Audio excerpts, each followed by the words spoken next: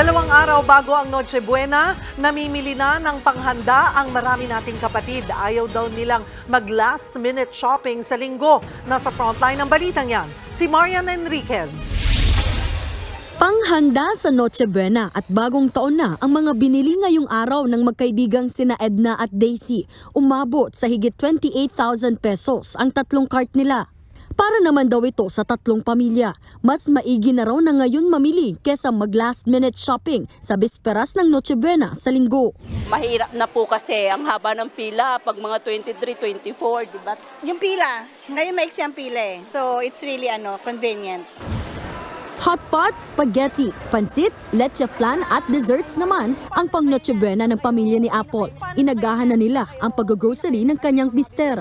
Maluwag-luwag pa ngayon. Kasi konti pa lang, wala namang pila.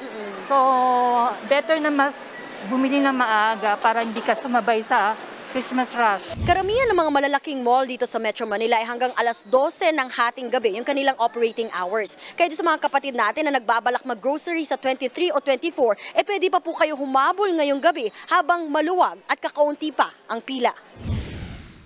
Dahil inaasahan ng maraming Pinoy na last-minute maki-Christmas shopping sa December 24, nagdesisyon ng SM North EDSA sa Quezon City na buksan simula 7 a.m. ang kanilang supermarket pero maaga itong magsasara sa 8 p.m. Habang back to regular hours naman sila mula 10 a.m. hanggang 11 p.m. sa Pasko hanggang matapos ang taon.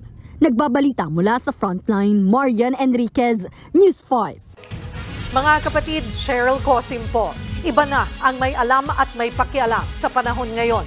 Para sa tuloy-tuloy na balitaan sa Frontline, mag-follow at mag-subscribe sa social media pages ng News 5.